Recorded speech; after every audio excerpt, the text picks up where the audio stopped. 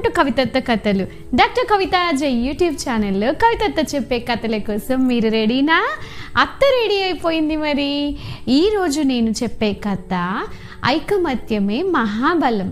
ఐకమత్యమే మహాబలం, unity is the strength అంటారు. So ఏంటి అసలు, ఎందుకు ఐకమత్యం మహాబలం అన్నారు? మీకు ఒక కథ చెప్తాను. అనగనగనగా ఒక ఊరిలో రంగనాథయ్య గారని ఒక పెద్ద ఆయన ఉండేవారు. ఆయనకి 4 కుమారులు.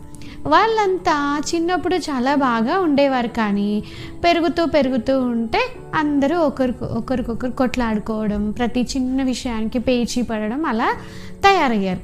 సో వాళ్ళ నాన్నగారికి ఎప్పుడు బాధగా ఉండేది. అయ్యో పిల్లలు ఎందుకు ఇలా కొట్లాడుకుంటున్నారు, వీళ్ళకి ఎప్పటికైనా ఐకమత్యమే మహాబలం అని చెప్పాలి, కలిసి ఉంటే కలదు సుఖం అని చెప్పాలి అని అనుకునేవాళ్ళు. సో రంగనాథయ్య గారు కాస్త ఏజ్ పెరిగిపోయింది, పెద్దవాళ్ళు అయిపోయారు. ఇంకా తనకి జబ్బు చేసింది, మంచాల పడిపోయారు. ఇక్కడైనా చనిపోయే ముందైనా తన పిల్లలకి కలిసి ఉంటే ఎంత బాగుంటుందో తెలియచేయాలి అనుకున్నారు. సో ఏం చేశారు, పిల్లలందరినీ పిలిచి పిల్లలు, నేను చనిపోతానురా, నేను చనిపోయిన తర్వాతనైనా మీరంతా కలిసి ఉంటే మన కుటుంబం వైపు ఎవరూ చూడరు, మీకు అది అర్థం కావట్లేదు అంటే, మాకు తెలుసు నాన్నగారు, మేము ఇలాగే ఉంటాం, మాకు ఏం కాదు, మేము కొట్లాడుకుంటూనే హ్యాపీగా ఉండిపోతాం, మాకేం ప్రాబ్లం లేదని చెప్తున్నాం కదా అని ఇంకా ఎదురు మాట్లాడతారు. అయ్యో ఎలా వీళ్ళకి అర్థం చేయించాలి అని తల పట్టుకుంటారు రంగనాథయ్య గారు. వాళ్ళందరికీ సంధాయించలేక అందరూ వెళ్ళిపోతారు. సో రంగనాథయ్య గారు బాగా ఆలోచిస్తారు, ఎలాగైనా నా పిల్లలకి బుద్ధి చెప్పాలి, కలిసి ఉంటే కలదు సుఖంలో ఉండే ఆనందం ఏంటో తెలియచేయాలి అని అనుకుంటారన్నమాట. సరే ఒకరోజు మళ్ళీ పిలుస్తారు పిల్లలందరినీ. పిలిచి వాళ్ళ 4 కూడా ఒక 4 కర్ర ముక్కలు ఇస్తారు. ఓకేనా, కర్ర ముక్కలు ఇచ్చి ఇరవమంటారు. ఇలా కర్ర ముక్క ఏంటి నాన్నగారు, ఈ చిన్న కర్ర ముక్కని ఇరవలేమా, ఈ మాత్రానికే మమ్మల్ని అందరినీ సమావేశపరచాలా అని విసుక్కుంటారు పిల్లలు. లేదర్రా, మేము చెప్పేది ఎందుకో మీకు కాసేపు అయితే అర్థమవుతుంది కదా, ఉండండి ఓపిగ్గా అని సంధాయిస్తారు రంగనాథయ్య గారు. సో 4 చాలా సింపుల్గా ఈజీగా విరిచేస్తారు కర్ర ముక్కని కదా, మనం కూడా ఈజీగా విరిచేయగలము. సో తర్వాత కాసేపటికి అలాంటి కర్ర ముక్కలు ఒక 30-40 కలిపిన ఒక బండిల్, అంటే కట్టెల మూట అన్నమాట. సో వాళ్ళకి ఇచ్చి 4కి 4 బండిల్స్ ఇచ్చి ఇరవమంటారు.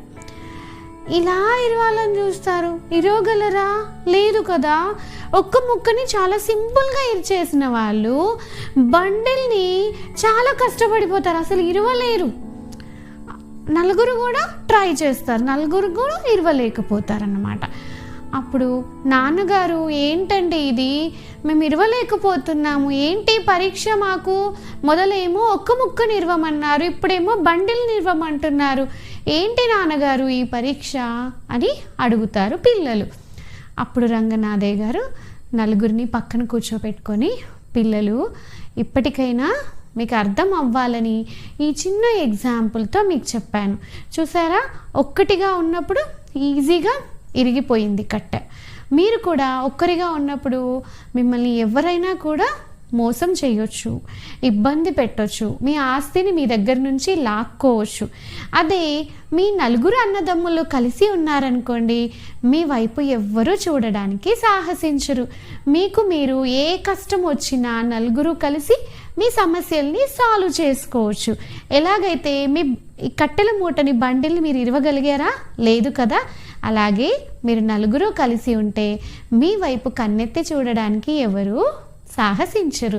అలాగే ఏ కష్టం వచ్చినా మీది మీరు సాల్వ్ చేసుకోగలరు. అర్థమైందా అని అడుగుతారు. సో అప్పుడు ఈ కథ అంతా విన్న తర్వాత నాన్నగారు ఎగ్జాంపుల్తో సహా వివరించాక 4 విషయం అర్థమవుతుంది.